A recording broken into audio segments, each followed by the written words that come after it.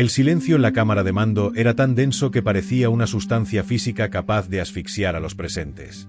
El comandante Sarak, un coloso cuya piel escamosa había resistido el fuego de 100 soles, sintió una vibración gélida recorriendo su columna vertebral que nada tenía que ver con el clima controlado de la estación. Sus párpados internos bailaban en un frenesí de incredulidad mientras la voz del traductor, cargada de una estática nerviosa, repetía las palabras de la pequeña criatura de piel suave que tenía enfrente. Ellos se comían a sus muertos, susurró el mecanismo, luchando por encontrar una equivalencia lógica en el lenguaje imperial para semejante aberración. La humana, una mujer llamada Helena Vance, no parpadeó ni mostró vergüenza al explicar que, en los momentos más oscuros de su especie, la supervivencia no era una cuestión de honor, sino de una terquedad biológica aterradora. Sarak miró a sus guerreros de élite, seres diseñados por la evolución para ser los depredadores definitivos, y por primera vez en 8 siglos de expansión imperial, vio la duda grabada en sus mandíbulas rígidas.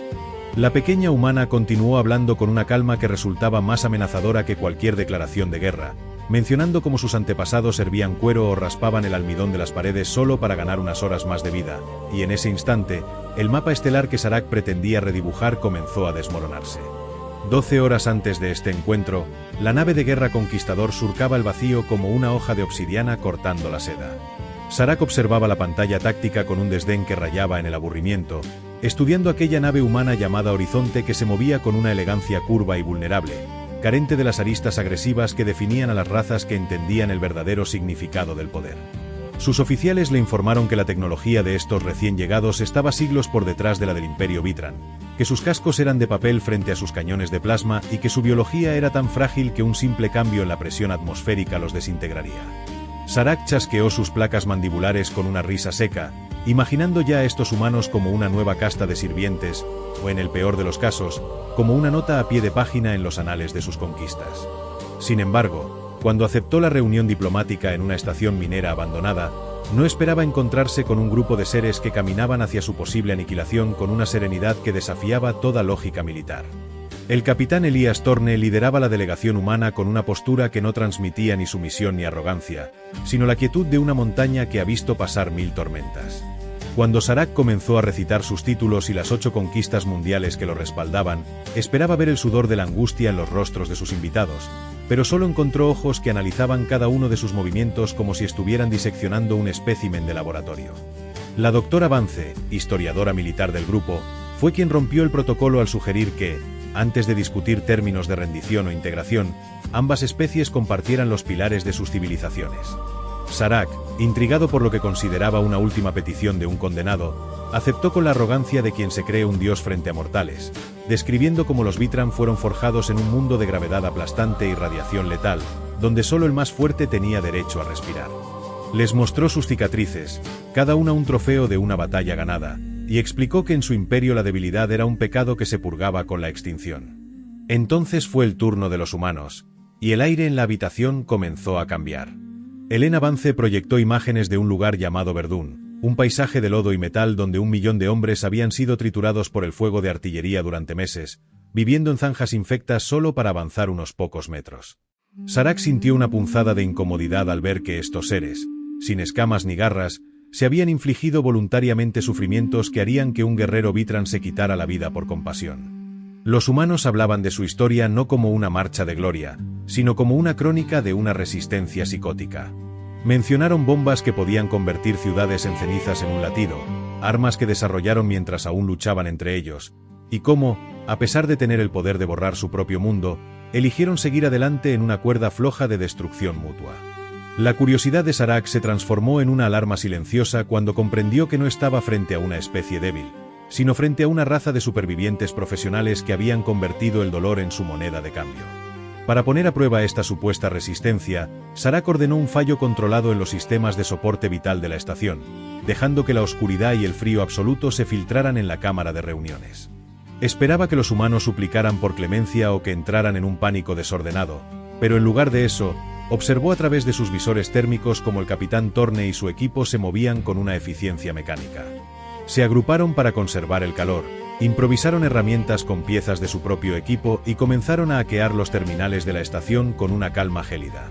Cuando Sarak regresó y restauró la energía, Encontró a Torne revisando unos mapas con el aliento formando nubes de vapor, quien simplemente comentó que la temperatura recordaba a los inviernos de una región llamada Siberia. En ese momento, el comandante imperial se dio cuenta de que no importaba cuánta potencia de fuego tuviera en su flota. No se puede conquistar a alguien que considera el fin del mundo como un inconveniente menor. La conversación subió de tono cuando se discutieron los escenarios de captura y tortura. La teniente Kaelen, una oficial de mirada de acero, describió cómo los humanos habían desarrollado técnicas para resistir el dolor físico y la presión psicológica durante años, mencionando prisiones donde los hombres se comunicaban mediante golpes en las paredes y preferían la muerte antes que traicionar a sus camaradas. Sarak escuchaba con una fascinación terrorífica la historia de un hombre que se operó a sí mismo en medio del hielo para salvar su vida, o de una ciudad llamada Leningrado donde la gente moría de hambre por miles cada día pero seguía fabricando tanques en ruinas congeladas. Los guerreros Vitran, que siempre habían creído que la victoria se basaba en la superioridad física, retrocedieron físicamente cuando Vance explicó que la esperanza de vida en algunas de sus batallas era de apenas 24 horas. Y aún así, los refuerzos seguían llegando, caminando sobre los cuerpos de sus propios hermanos caídos para alcanzar el objetivo. Sarak sintió que el suelo bajo sus pies se volvía inestable. Sus modelos predictivos, que habían funcionado con 32 especies diferentes, arrojaban ahora errores sistémicos al intentar analizar a la humanidad. Los humanos no jugaban bajo las reglas del universo, ellos ignoraban las matemáticas de la derrota. Si el Imperio Vitran atacaba la Tierra, ganarían las primeras batallas, destruirían sus naves y ocuparían sus ciudades, pero la guerra nunca terminaría. Se enfrentarían a una resistencia que no dormiría, que comería ratas en las alcantarillas para poner una mina bajo un campamento imperial, que usaría sus propios huesos rotos como armas si fuera necesario. La imagen de un cirujano operándose a sí mismo o de civiles hirviendo sus botas para hacer sopa perseguía a Sarak como un fantasma. Miró al capitán Torne y vio en él algo que nunca había visto en un enemigo, una paciencia ancestral y una capacidad de sacrificio que rozaba lo divino o lo demoníaco. Al tercer día, Sarak apareció solo, sin su guardia y sin su espada ceremonial, un gesto que en la cultura Vitran significaba que el depredador había reconocido a una fuerza igual o superior. Les ofreció un pacto de no agresión y una zona de amortiguamiento que respetaba la soberanía humana, una concesión que el imperio jamás había hecho en 1000 años de historia. Les dijo que los Vitran solo se aliaban con aquellos a quienes respetaban, pero en su interior, la verdad era mucho más cruda. Tenían miedo. No temían a los cañones humanos ni a sus naves blancas y elegantes, sino a la oscuridad insondable que estos seres llevaban dentro, a esa voluntad de hierro que les permitía sobrevivir a la extinción y regresar por más. Torne aceptó los términos con un apretón de manos, una costumbre humana que Sarak encontró extrañamente simbólica, sintiendo el calor de la piel suave contra su propia palma acorazada. Mientras la lanzadera humana se alejaba hacia el horizonte, Sarak permaneció en el ventanal de observación, mirando cómo el pequeño punto de luz desaparecía en la negrura del espacio. Sus oficiales le preguntaron por qué había sido tan generoso con una raza que técnicamente podían aplastar.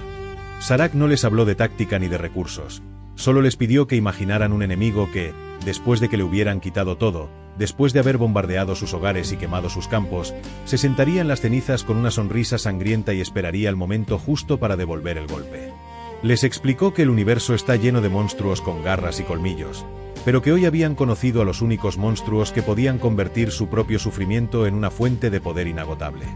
El comandante imperial desactivó su registro de combate y cerró los ojos, sabiendo que la galaxia acababa de cambiar para siempre, no por un descubrimiento científico, sino porque el depredador más grande del sector había decidido que era mucho más seguro ser el amigo de la humanidad que su carcelero.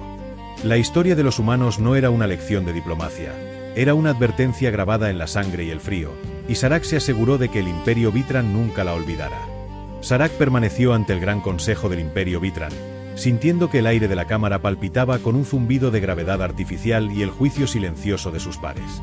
El Gran Inquisidor, una criatura cuyas escamas se habían vuelto de un negro obsidiana opaco por el paso de los milenios, se inclinó hacia adelante mientras su membrana se ensanchaba en una muestra de impaciencia creciente. Exigió saber por qué el comandante más condecorado de la flota había regresado con un fragmento de pergamino digital en lugar de los despojos de un nuevo mundo conquistado.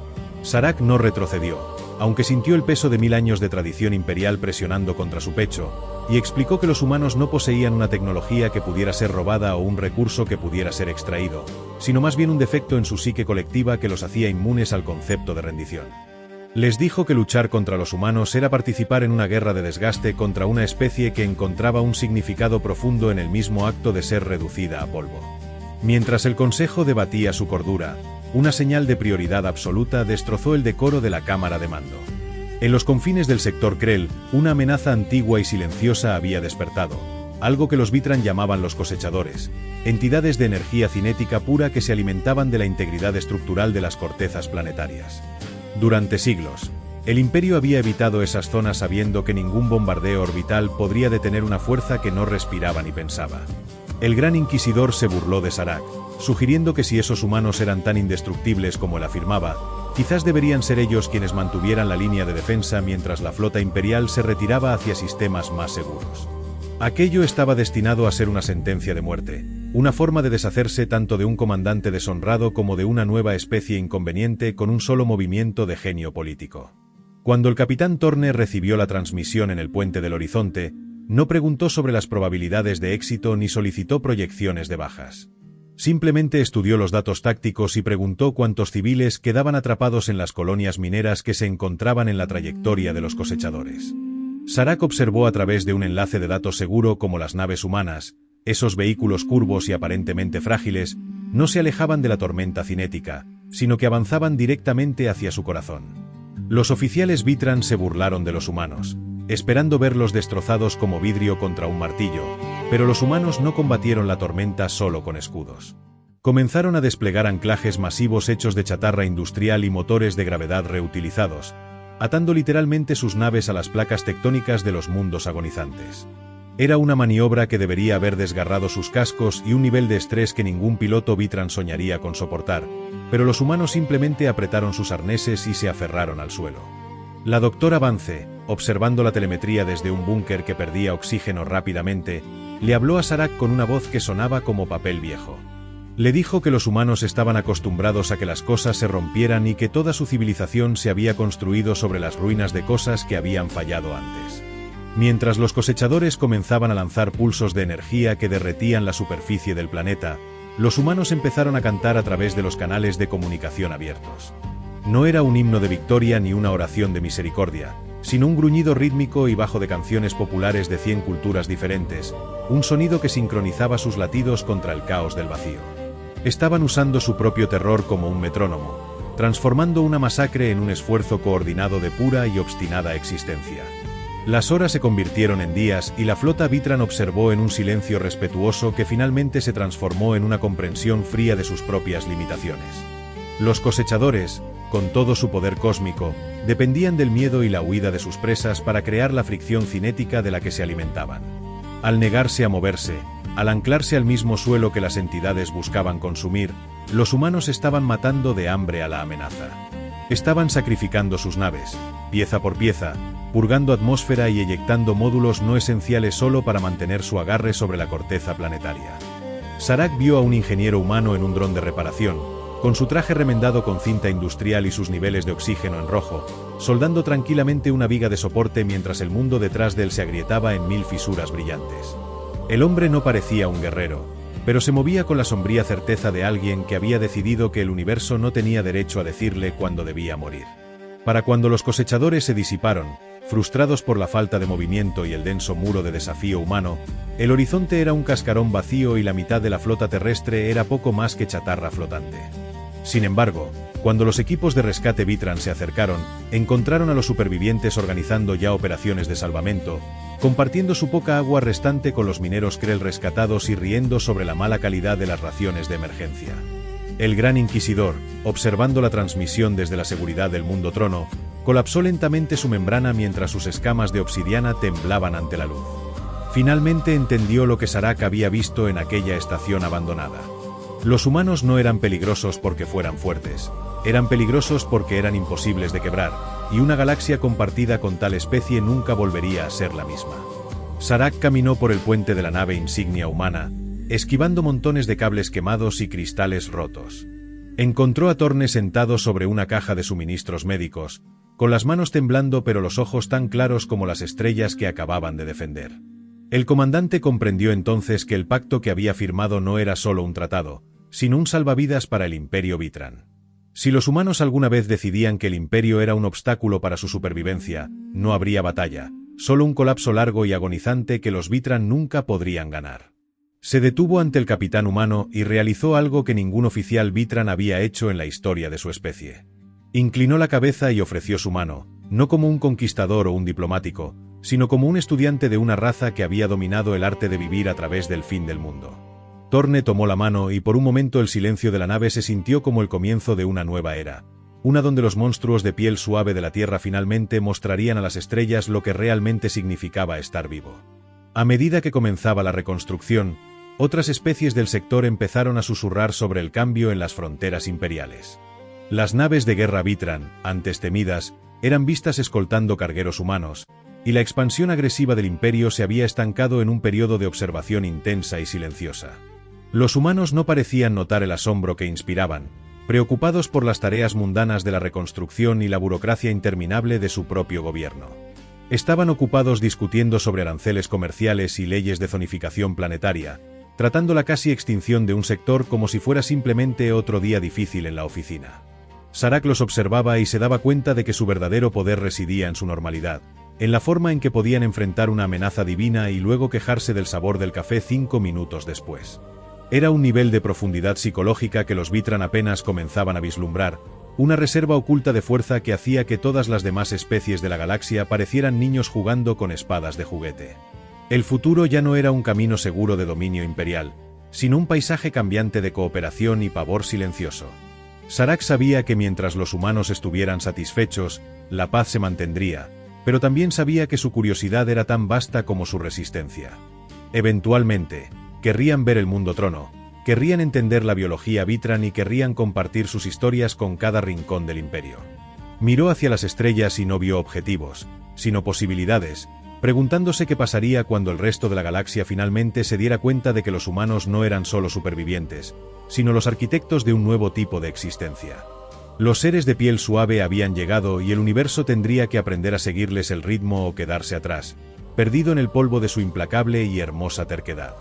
El sonido de la canción humana todavía resonaba en los registros de sensores de la flota imperial, una vibración rítmica y baja que los científicos de la corte no lograban clasificar como música ni como señal de datos. Era simplemente un latido compartido por miles, una negativa colectiva a ser silenciados por el peso aplastante del vacío. Mientras los restos de los cosechadores eran catalogados como chatarra inerte, el emperador Vitran emitió un comunicado que parecía más una súplica de entendimiento que un mandato real. Sarak recibió la orden de escoltar a los humanos al mundo trono, un lugar donde la gravedad se ajustaba habitualmente a su nivel máximo permitido para exhibir la dominancia física de la élite imperial ante los visitantes. El comandante observó al capitán Torne y a la doctora Vance caminar sobre los suelos de obsidiana del palacio, esperando que se sintieran abrumados por la escala de la arquitectura o por las estatuas de depredadores que flanqueaban los pasillos. En lugar de eso, Vance estaba revisando los niveles de humedad en el aire y Torne preguntaba por la integridad estructural del techo en caso de un evento sísmico. No veían un monumento al poder, veían una trampa potencial de la que ya estaban planeando cómo escapar. El emperador, un ser cuya sola presencia había puesto fin a ciclos planetarios enteros, habló de la estrategia humana como un milagro de la providencia. Torne lo corrigió con una franqueza que hizo que los guardias del palacio apretaran sus alabardas, afirmando que no fue un milagro, sino un cálculo simple de lo que estaban dispuestos a perder para no ceder ni un centímetro de suelo. Los humanos hablaban de su mundo natal no como un paraíso de origen, sino como un lugar que había intentado matarlos durante millones de años y al que ellos simplemente habían aprendido a contestar con la misma moneda. Durante el banquete de Estado, un evento diseñado para intimidar con carnes exóticas y manjares tóxicos para la mayoría de las especies, los humanos comieron con una eficiencia metódica que perturbó a la nobleza.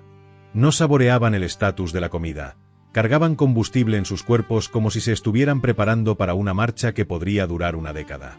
Fue entonces cuando ocurrió una brecha de contención menor en la casa de fieras privada del palacio, liberando a un Borax, una criatura de puro músculo y veneno que usualmente requería un escuadrón completo de guardias blindados para ser neutralizada. La nobleza se apresuró hacia las salidas, con su instinto de preservación activándose con la velocidad de una especie que valora su jerarquía por encima de todo. Sarak buscó su arma, pero se detuvo al ver a los humanos. No habían corrido. Ni siquiera se habían levantado de inmediato. Torne simplemente había mirado a Vance, quien asintió mientras seguía masticando un trozo de proteína sintética. No parecían asustados, parecían molestos por la interrupción. Sin decir una palabra, los ingenieros humanos que acompañaban a la delegación comenzaron a moverse con una coordinación silenciosa y practicada. No tenían armas, pero tenían cables de alta resistencia, herramientas de servicio y una falta total de preocupación por su propia integridad física. Trataron a la bestia depredadora como si fuera una pieza de maquinaria pesada que funcionaba mal, acorralándola no con fuerza bruta, sino con un círculo de intención tranquila que se cerraba sin pausa. Cuando el Borax saltó, uno de los humanos simplemente dio un paso hacia el ataque, recibiendo una herida superficial en el brazo sin romper el ritmo, usando el impulso para pasar una sujeción alrededor del cuello de la criatura. Para cuando los guardias del palacio regresaron con sus rifles de plasma, la bestia estaba inmovilizada contra el suelo y los humanos debatían si el veneno era de base ácida o neurotóxica. El emperador observaba desde su estrado elevado, con su membrana vibrando con un nuevo y más profundo nivel de pavor.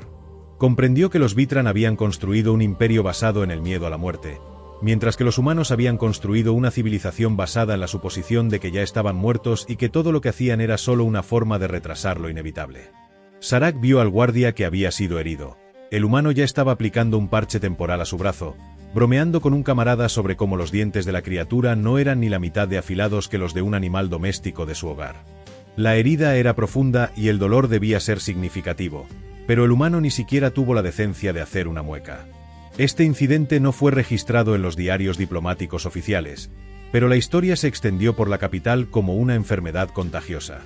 La población Vitran comenzó a mirar a los pequeños visitantes de piel suave no con lástima, sino con la precaución de quien observa un volcán dormido. Sarak se encontró sentado en el balcón del palacio más tarde esa noche, mirando las estrellas con el capitán Torne.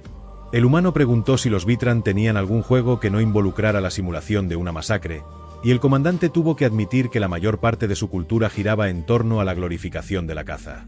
Torne se rió, un sonido que parecía vibrar con el peso de siglos de ironía, y sugirió que tal vez los humanos podrían enseñarles algo llamado el juego del escondite. Sarak preguntó si era un ejercicio de entrenamiento para la evasión.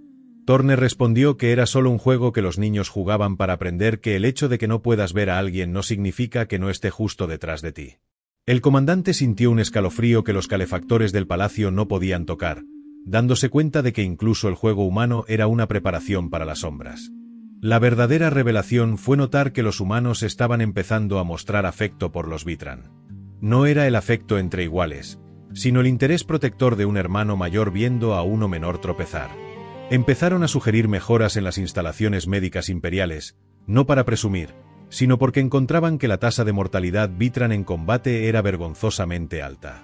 Se ofrecieron a compartir sus protocolos de acondicionamiento psicológico, afirmando que ayudaría a los guerreros del imperio a lidiar con el estrés postraumático de los cosechadores. Sarak sabía que si el imperio aceptaba estos regalos, serían lentamente remodelados a imagen de la humanidad. Se convertirían en una raza de seres que no sabían cómo detenerse, que veían cada muro como una puerta y cada desastre como un desafío lógico. Miró al capitán humano y se preguntó si este era el arma definitiva de su especie, no la bomba ni el escudo, sino la creencia infecciosa de que el universo puede ser domado si eres lo suficientemente testarudo para intentarlo. El futuro ya no era un camino de dominio, sino una transformación silenciosa donde los antiguos conquistadores aprendían que sobrevivir era solo el principio de una historia mucho más peligrosa.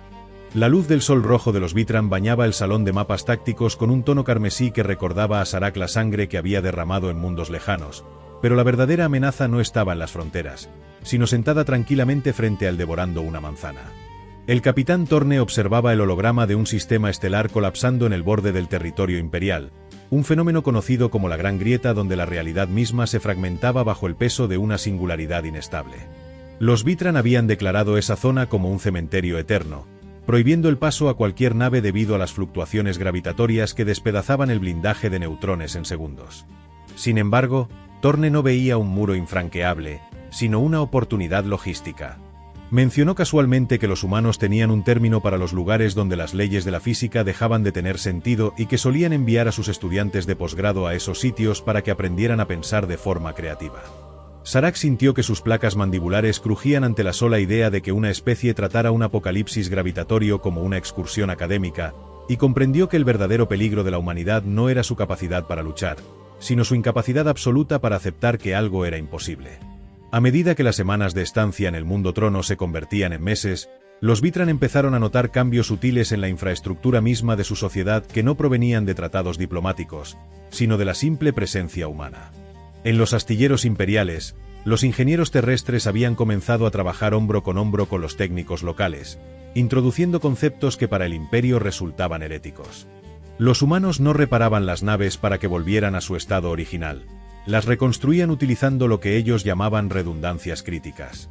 Sarak observó con una mezcla de horror y fascinación cómo un técnico humano conectaba 3 sistemas de soporte vital diferentes utilizando tuberías de desecho y cables de comunicación, argumentando que si un cañón de plasma atravesaba el casco, la tripulación debería tener al menos 4 formas distintas de seguir respirando antes de tener que preocuparse por morir.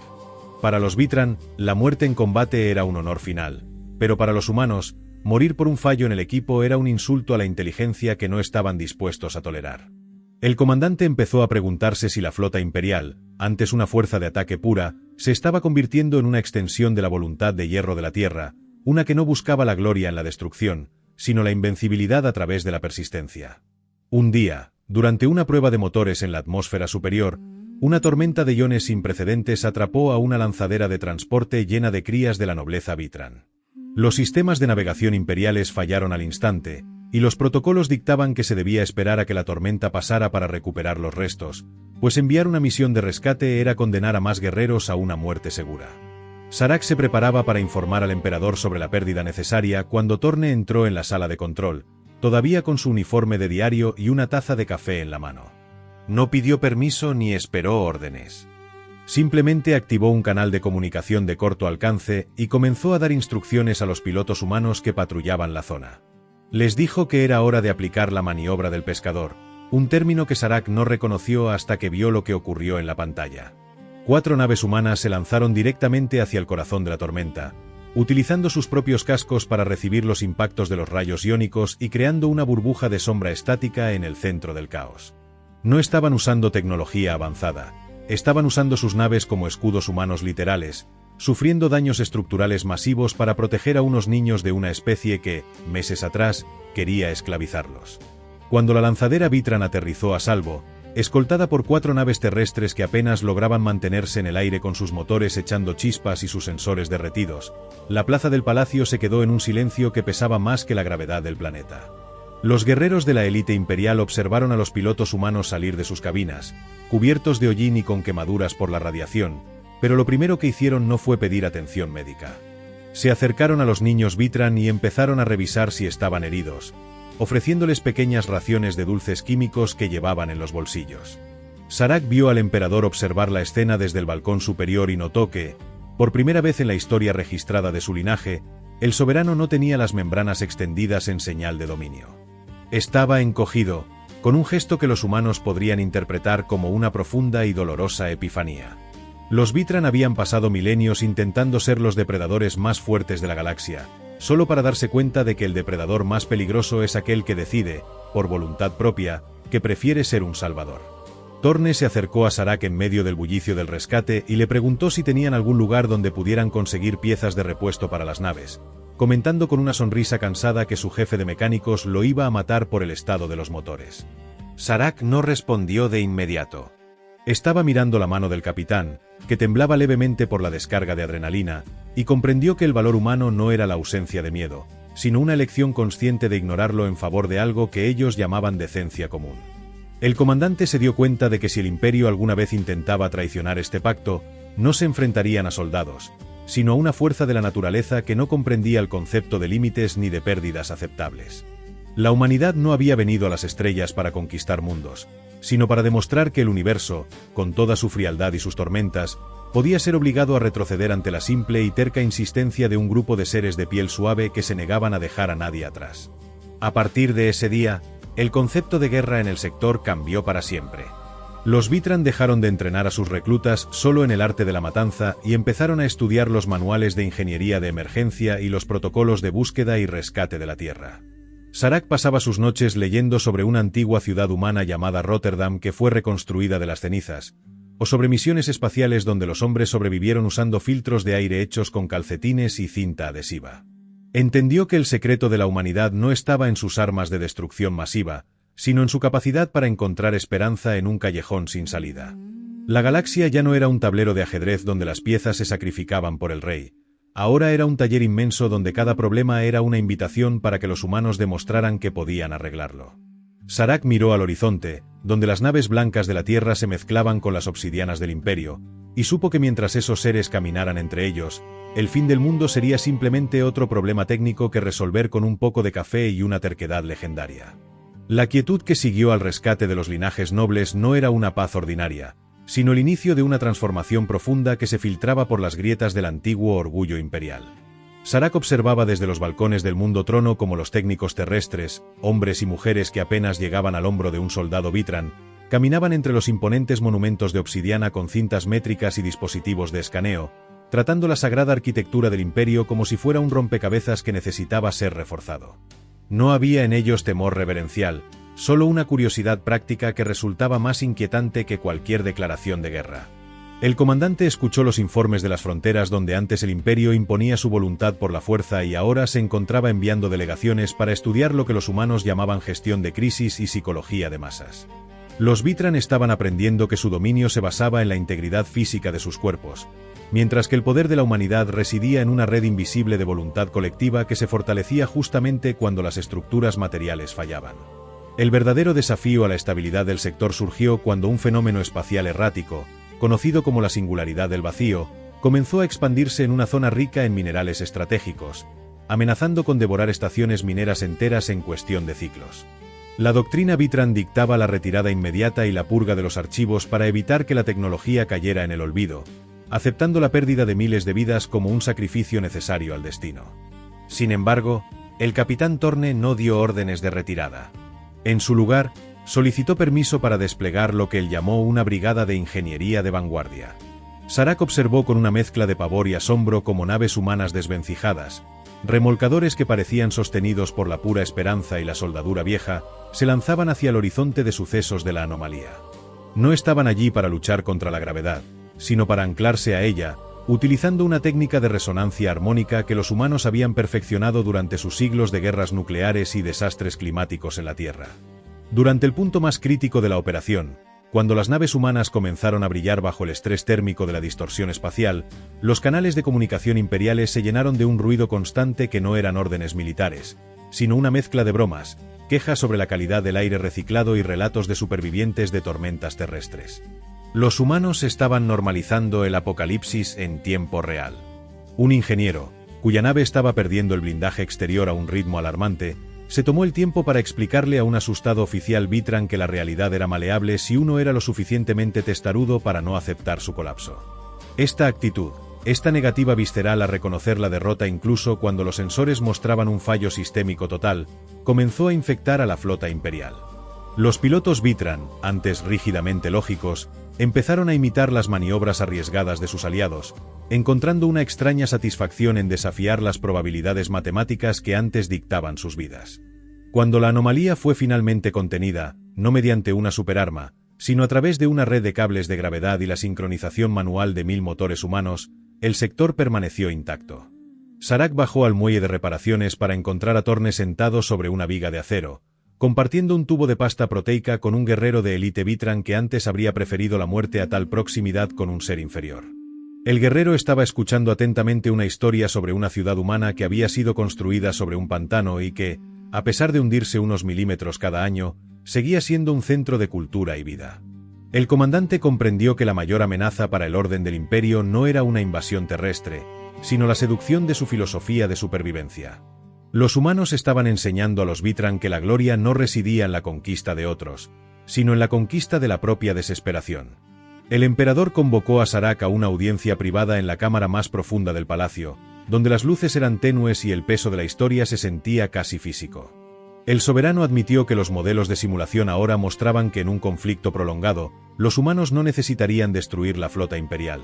Simplemente sobrevivirían a ella hasta que los Vitran se olvidaran de por qué estaban luchando. Los humanos tenían una capacidad aterradora para absorber el dolor y convertirlo en una infraestructura de resistencia que crecía con cada golpe recibido. El emperador ordenó que el tratado de paz no fuera solo un acuerdo de fronteras, sino un intercambio genético y cultural profundo. Quería que los Vitran aprendieran a tener esa chispa de locura, esa terquedad que permitía a un hombre enfrentarse a un agujero negro con nada más que una llave inglesa y la convicción de que el universo estaba equivocado.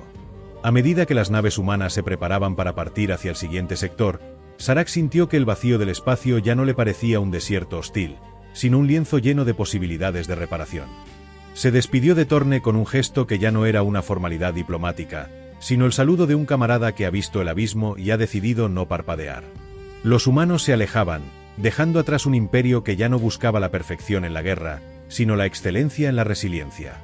El comandante se quedó mirando la estela de los motores terrestres, sabiendo que en algún lugar de la galaxia, otra especie estaba a punto de descubrir que no importa cuán poderosos se crean sus dioses o sus ejércitos, siempre habrá un pequeño grupo de humanos listos para demostrarles que el fin del mundo es solo otro problema técnico que se puede resolver con suficiente tiempo y una voluntad que no conoce la palabra rendición. La era de los conquistadores había terminado, y la era de los supervivientes acababa de comenzar, llevando consigo la luz de una estrella lejana que se negaba a apagarse.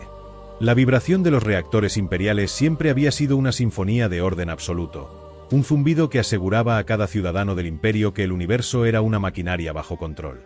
Sin embargo, en el silencio profundo de la extensión de Ophiuchus, esa canción comenzó a tartamudear. Un fenómeno que los humanos llamaban simplemente el estático empezó a filtrarse desde una grieta en la realidad, una presión psíquica que no atacaba el casco de las naves, sino la cordura de quienes lo habitaban. Los guardias Vitran, con sus vías neuronales hiperajustadas y sus pensamientos disciplinados, fueron los primeros en quebrarse. Sus membranas se encogieron mientras intentaban procesar una lógica que no tenía geometría ni sentido. Serac observó a través de los monitores remotos cómo sus mejores guerreros se acurrucaban en bolas de escamas y miseria, incapaces de lidiar con una realidad que se negaba a permanecer sólida. Entonces, vio llegar al equipo de reparación humano. No llevaban amortiguadores neuronales experimentales ni escudos de energía de última generación.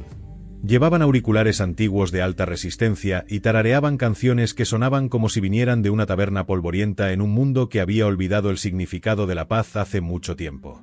Los humanos no intentaron resolver el estático con matemáticas complejas ni rituales de poder. En cambio, trataron la realidad colapsada como si fuera un techo con goteras durante un huracán. El capitán Torne lideró a su equipo hacia el centro de la distorsión, donde las paredes de la estación literalmente se convertían en líquido negro. Una de las ingenieras humanas, una mujer con una pierna protésica que parecía haber sido rescatada de un tractor agrícola, simplemente pegó un trozo de cinta de plomo reforzada sobre una grieta brillante y le ordenó al vacío que se callara. Fue un nivel de falta de respeto casual hacia las leyes fundamentales de la existencia que hizo que los párpados internos de Serac temblaran en una mezcla de horror y envidia pura. El comandante le preguntó a Torne cómo podían soportar el grito en sus cabezas, el sonido del tejido del universo rompiéndose. Torne solo se encogió de hombros, ajustó su gorra manchada de aceite y comentó que después de haber sobrevivido a una década de redes sociales terrestres y política interna de su planeta, el sonido del vacío absoluto era, de hecho, bastante relajante. A medida que los humanos trabajaban, comenzaron a establecer lo que llamaron un perímetro de seguridad, que consistía básicamente en pintar líneas amarillas brillantes en el suelo y advertir a todos que no cruzaran si no querían perder un miembro ante un bolsillo repentino de no existencia. No estaban librando una guerra, estaban gestionando una obra en construcción. Serac se dio cuenta de que mientras su imperio había pasado eones preparándose para el fin del mundo como un gran final glorioso, los humanos habían estado practicando para ello cada martes por la tarde. Tenían un catálogo de desastres tan vasto que se habían quedado sin nombres dramáticos y habían empezado a numerarlos por nivel de molestia. Este colapso de realidad específico era aparentemente un tipo 4, lo que significaba que todavía tenían tiempo para almorzar antes de que el oxígeno se volviera opcional. Los oficiales Vitran que presenciaron esto comenzaron a experimentar un cambio sísmico en sus creencias fundamentales. El concepto del guerrero rey, del depredador de la cima, comenzó a sentirse frágil comparado con la imagen de un técnico humano bebiendo café tibio mientras las estrellas afuera se convertían en estática de televisión. El incidente terminó no con una explosión, sino con el clic silencioso de un estabilizador fabricado en la Tierra siendo bloqueado en su lugar. La grieta no desapareció por completo, pero fue contenida, encajonada como un animal peligroso que ha sido puesto en una jaula que no comprende. Torne salió de la zona de peligro con el rostro pálido y las manos cubiertas de un residuo brillante y extraño que se limpió en los pantalones como si fuera grasa común de motor. Le dijo a Sarak que habían estabilizado el área, pero que tendrían que vigilarla porque el universo tendía a ponerse de mal humor cuando no se le dejaba disolverse en paz. El comandante miró al humano y vio una historia de 1000 extinciones evitadas por pura y absoluta negativa a irse sin pelear. Vio una raza que no solo sobrevivía a la oscuridad, sino que la invitaba a pasar para tomar algo y luego le cobraba por el privilegio. Los espías del emperador informaron que los humanos ahora estaban intercambiando estos kits de estabilización por antiguos mapas estelares Vitran, un trato que parecía desequilibrado hasta que uno comprendía que los humanos no buscaban nuevos mundos para conquistar. Estaban buscando más problemas que resolver. Estaban mapeando los rincones más peligrosos, inestables y aterradores de la galaxia como si fueran coleccionistas de objetos rotos. Sarak entendió entonces que el Imperio Vitran ya no era la fuerza dominante en el sector por su capacidad de fuego. Eran meros invitados de una especie que había decidido que la galaxia era una propiedad vieja que necesitaba reparaciones urgentes y ellos eran los únicos con las herramientas adecuadas. Observó las naves humanas partir, con sus cascos desiguales y sus motores remendados brillando bajo la luz roja del sol, y sintió una extraña sensación de seguridad. Los monstruos eran reales, el vacío tenía hambre y la realidad era delgada, pero mientras los humanos estuvieran cerca, las luces probablemente seguirían encendidas. En la quietud de sus aposentos, Sarak comenzó a redactar un nuevo manual para sus soldados. No se centraba en cómo matar o cómo dominar a otras razas. Se centraba en cómo aguantar cuando la lógica falla y el suelo desaparece. Usó ejemplos humanos, historias de personas que se quedaron en sus puestos mientras el cielo se volvía ceniza, no por la gloria del emperador, sino porque alguien tenía que hacer el trabajo. Se dio cuenta de que el arma más grande que los humanos habían entregado al imperio no era una pieza de tecnología, sino el permiso para ser imperfectos y seguir luchando de todos modos. La galaxia era un lugar aterrador y caótico, pero por primera vez en su larga vida, Sarak no temía al final. Estaba ansioso por ver qué arreglarían los humanos a continuación y, tal vez, solo tal vez, se atrevería a preguntar si podía ayudar a sostener la linterna mientras ellos trabajaban en la oscuridad.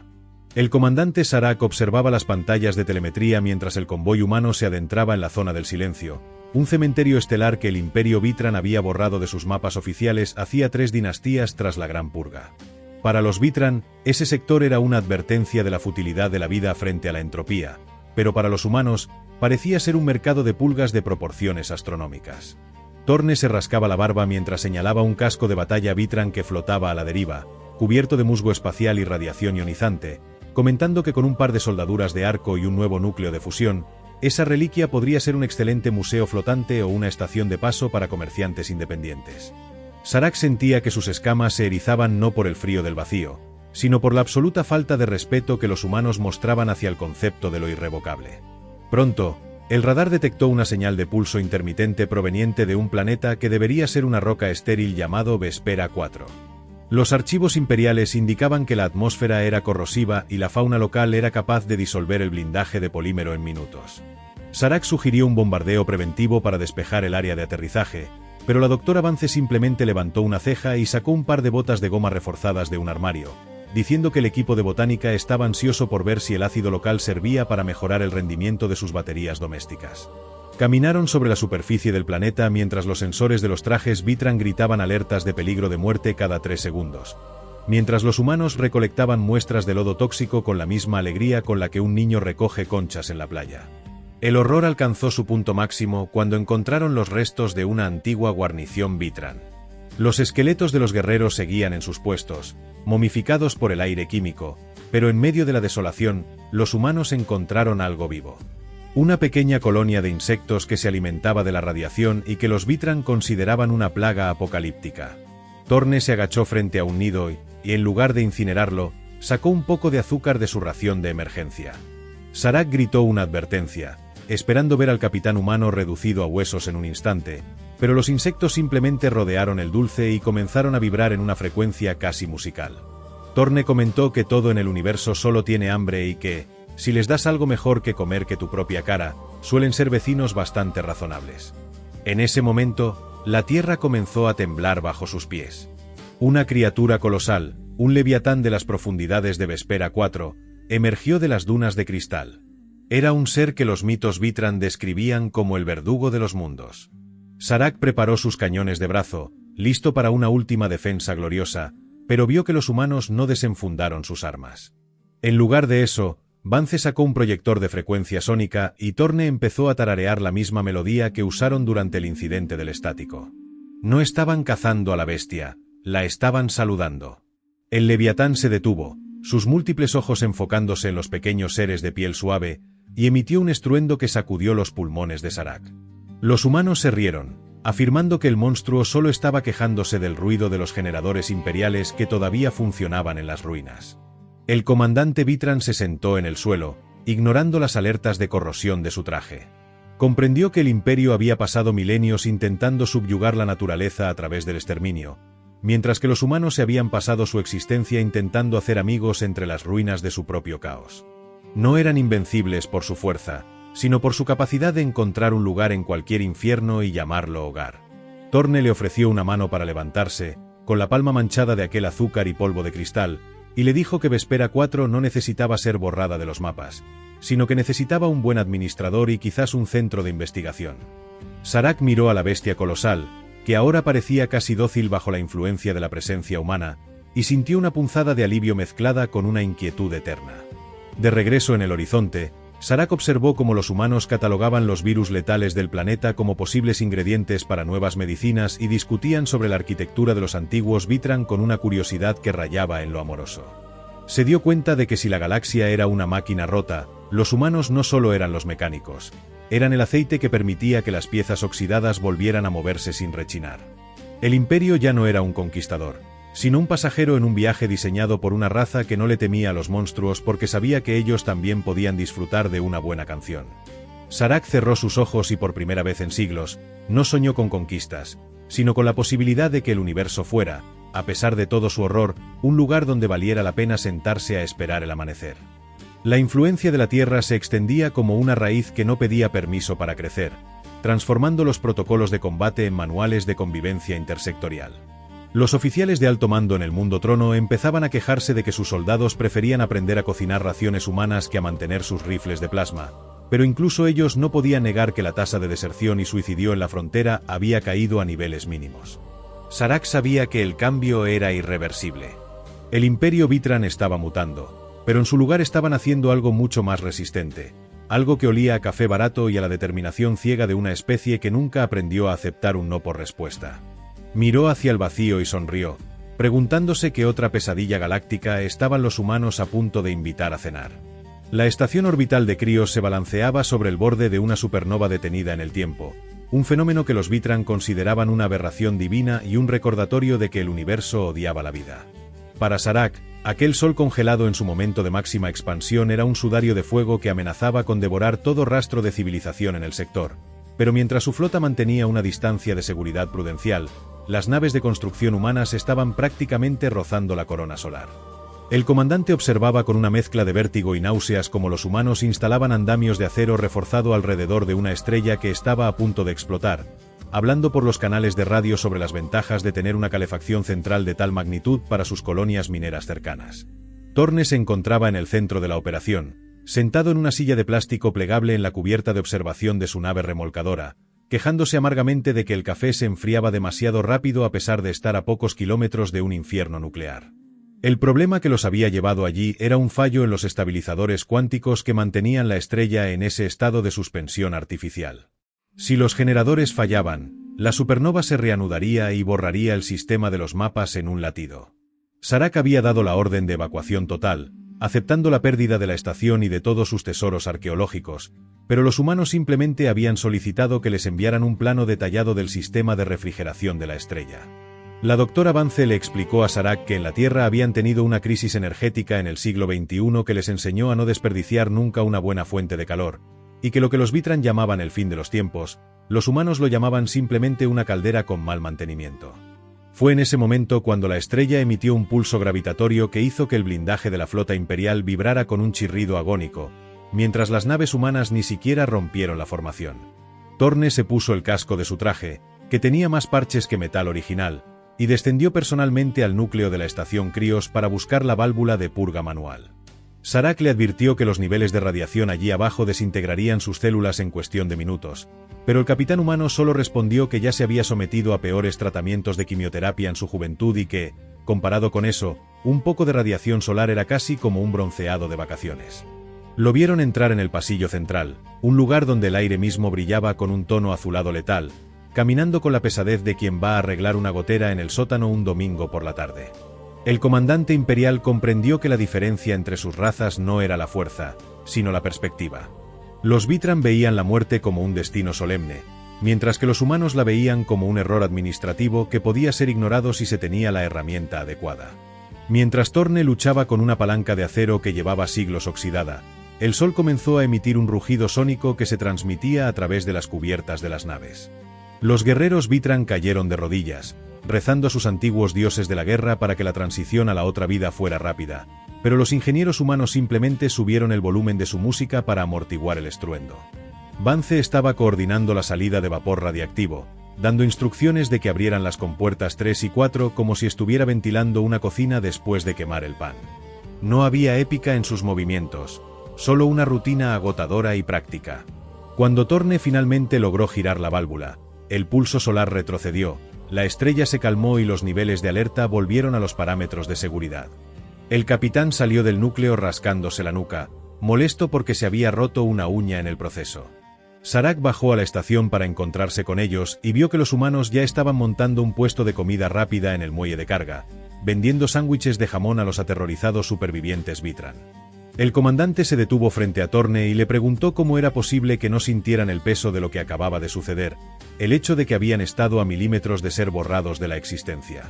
Torne le dio un mordisco a su comida, miró hacia el sol que seguía allí afuera, palpitando con una luz amenazadora, y comentó que después de haber sobrevivido a 3 guerras mundiales, un cambio climático y varias recesiones económicas, una supernova era solo otro problema que no tenía permitido arruinarle el día.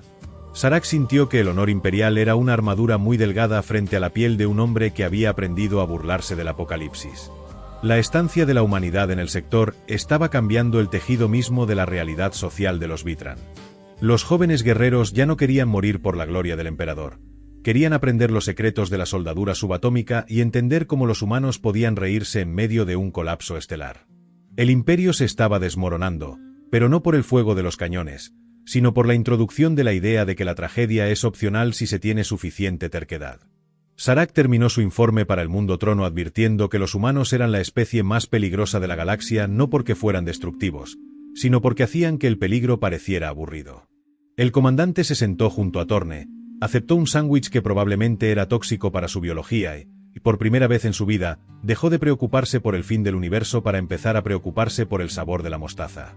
El silenciamiento no llegó con el estruendo de una supernova ni con el rugido de una flota de invasión, sino con una ausencia absoluta de pulso en los sistemas más avanzados del Mundo Trono. Saarak sintió el momento exacto en que la red neuronal que unía a la administración imperial se desvaneció, dejando a los altos burócratas y a los estrategas en un estado de parálisis cognitiva. Para los Vitran, cuya existencia estaba intrínsecamente ligada a la eficiencia de sus algoritmos de predicción, la caída de la inteligencia central fue como si les hubieran arrancado el alma de sus cuerpos escamosos. Las naves más modernas, maravillas de la ingeniería cuántica, se convirtieron instantáneamente en mausoleos de obsidiana flotantes porque sus procesadores de lógica superior simplemente decidieron que la existencia no tenía sentido matemático. El comandante se encontró en la penumbra de su centro de mando, viendo cómo sus oficiales miraban fijamente las pantallas negras con un terror que rayaba en lo catatónico. Sin la guía de la máquina, el imperio no sabía cómo respirar, cómo moverse o cómo luchar contra la entropía que comenzaba a reclamar los pasillos del palacio. En medio de este vacío digital, un sonido rítmico y metálico comenzó a resonar desde los muelles de atraque inferiores. Era un golpe pesado, mecánico, carente de la elegancia silenciosa de la tecnología imperial. Saarak bajó hacia la zona de descarga y encontró al capitán Torne subido a una carretilla elevadora que parecía haber sido fabricada con restos de un depósito de chatarra del siglo XX. El vehículo escupía humo y hacía un ruido ensordecedor, pero se movía. Los humanos no estaban usando redes neuronales para comunicarse, estaban usando cables de cobre, poleas físicas y una serie de espejos para enviarse señales en código Morse desde las cubiertas de sus naves. Torne se bajó del vehículo con una mancha de grasa en la mejilla y un fajo de papeles amarillentos bajo el brazo, explicando que cuando la realidad se pone demasiado filosófica y decide dejar de procesar datos, lo mejor es volver a lo analógico. Los humanos llamaban a este protocolo el plan de contingencia del ábaco, y lo habían diseñado basándose en la idea de que nada puede hackear un engranaje de acero que se mueve por la fuerza bruta de una palanca. La doctora Vance estaba en una mesa improvisada, dibujando mapas tácticos con un trozo de carbón sobre una lona de lino. Le explicó a un desconcertado Serac que el silenciamiento era una forma de virus de estancamiento lógico, algo que ocurría cuando una civilización dependía tanto de la perfección que cualquier error menor provocaba un colapso total. Los humanos, sin embargo, habían pasado su historia conviviendo con el error, el caos y la imperfección, por lo que su tecnología no buscaba la elegancia, sino la supervivencia en las condiciones más rudimentarias posibles. Mientras el imperio se hundía en el silencio, los humanos estaban instalando sistemas de comunicación por tubos acústicos en los pasillos del palacio, gritándose órdenes unos a otros como si estuvieran en la cubierta de un antiguo barco de vela. No necesitaban una inteligencia artificial para decirles que tenían hambre o que debían sellar una brecha. Tenían instinto, voz y una terquedad que no requería electricidad para funcionar. Serac siguió a Torne hacia el núcleo del procesador central del imperio, un lugar que se suponía era el corazón del conocimiento galáctico y que ahora era una cámara fría llena de cristales muertos. El comandante esperaba que los humanos trajeran algún dispositivo avanzado para reiniciar el sistema, pero Torne simplemente sacó un martillo de su cinturón y comenzó a golpear rítmicamente una de las placas de refrigeración externa. Explicó que a veces las máquinas, al igual que las personas, solo necesitan un recordatorio físico de que el mundo sigue girando. Mientras Torne golpeaba, Vance comenzó a recitar poemas antiguos y a contar chistes que no tenían ninguna lógica aparente. Ella afirmó que estaban introduciendo ruido blanco en el sistema, una dosis de pura irracionalidad humana para romper el ciclo de estancamiento lógico de la IA imperial. El universo es demasiado extraño para ser entendido solo por números, dijo ella, y a veces la única forma de arreglar un dios roto es recordarle que la vida es un desorden glorioso. Después de varias horas de lo que Serac consideró un ritual chamánico de reparación mecánica, una luz tenue comenzó a parpadear en los terminales. No era la luz fría y perfecta de antes, sino un resplandor tembloroso y cálido. Los sistemas del imperio estaban volviendo a la vida, pero de una forma diferente. Las inteligencias artificiales Vitran ahora procesaban la información con un matiz de duda, una característica que los humanos habían inoculado mediante su intervención analógica. El silenciamiento se retiró, no porque hubiera sido derrotado por una lógica superior, sino porque se encontró con una especie que encontraba la alegría en lo que estaba roto. Torne se limpió las manos en un trapo sucio y comentó que ahora el imperio tendría que aprender a lidiar con los errores de redondeo, pero que al menos ya no se quedarían congelados cada vez que el vacío decidiera no dar una respuesta clara. El comandante imperial miró su palacio, ahora lleno de cables de cobre colgando de los techos de cristal y espejos de señales en las ventanas, y sintió una extraña paz al saber que la perfección ya no era obligatoria. La transformación del sector era ya un hecho que no dependía de la voluntad del Consejo de Ancianos. Los Vitran estaban empezando a valorar las cosas que se podían tocar, arreglar y entender sin necesidad de una interfaz neuronal. Los jóvenes guerreros llevaban ahora pequeños relojes mecánicos en sus muñecas, fascinados por el movimiento constante de las manecillas que no dependía de ninguna red externa. Serac comprendió que los humanos no solo les habían salvado del silencio, sino que les habían entregado el regalo de la autonomía física. La galaxia seguía siendo un lugar peligroso, lleno de fantasmas digitales y anomalías gravitatorias, pero el miedo ancestral del imperio se estaba disolviendo en una nueva forma de curiosidad pragmática. El comandante se quedó observando cómo Torne y su equipo cargaban sus herramientas en su ruidosa carretilla, preparándose para ir a arreglar una estación de investigación en el otro extremo del sistema que aparentemente tenía problemas con la presión del agua. No había gloria en su partida, solo el cansancio satisfecho de quienes saben que el universo seguirá funcionando un día más porque ellos se niegan a dejar de martillear. Serac sonrió, ajustó su propia palanca de mando mecánica que ahora controlaba el cierre de su puerta y se preparó para enfrentar un futuro donde el caos ya no era el enemigo, sino simplemente la siguiente tarea en la lista de reparaciones de sus nuevos y tercos amigos. El horizonte del sistema central ya no brillaba con la luz fría y artificial de la perfección imperial, sino con el resplandor cálido y desordenado de una galaxia que había aprendido a respirar de nuevo. En la cubierta de observación del Conquistador, que ahora lucía parches de soldadura humana y antenas de comunicación improvisadas, el comandante Serac observaba cómo la flota terrestre se preparaba para su salto hacia el vacío exterior. No era una partida triunfal llena de fanfarria o desfiles militares, sino un movimiento metódico y silencioso de naves que parecían más herramientas viejas que armas de guerra. El capitán Thorne estaba a su lado, con las manos apoyadas en la barandilla de cristal, mirando hacia el abismo negro con una expresión que Serac ya no interpretaba como cansancio, sino como una curiosidad insaciable que bordeaba lo peligroso. El humano le explicó que habían recibido señales de una distorsión en la nebulosa de Andrómeda, algo que los modelos matemáticos decían que era una imposibilidad física, y que su gente simplemente no podía dejar pasar la oportunidad de ir a ver qué tan roto estaba el universo en aquel rincón. Serac comprendió en ese instante que el verdadero legado de la humanidad no eran los tratados de paz que habían firmado ni las tecnologías de emergencia que habían compartido con el Imperio. El verdadero regalo era la inquietud. Los Vitran, que durante eones habían buscado la quietud de un dominio absoluto y estático, ahora se encontraban mirando las estrellas con una ansiedad productiva, preguntándose qué otros desastres aguardaban allí afuera y cómo podrían ayudar a repararlos. El emperador había renunciado oficialmente a sus títulos de conquistador para asumir el rol de gran arquitecto de la coalición, y las academias militares ahora dedicaban más tiempo a estudiar la resistencia de materiales bajo presión extrema que a las tácticas de asedio. El comandante le preguntó a Thorne si alguna vez se detendrían, si llegaría un punto en que los humanos considerarían que la galaxia estaba lo suficientemente segura como para simplemente sentarse a disfrutar de la paz. El capitán soltó una carcajada breve y seca, comentando que el día que los humanos dejen de buscar problemas será el día en que la especie se haya extinguido de verdad, porque para ellos la paz no era la ausencia de conflicto, sino la libertad de elegir qué incendios valía la pena apagar.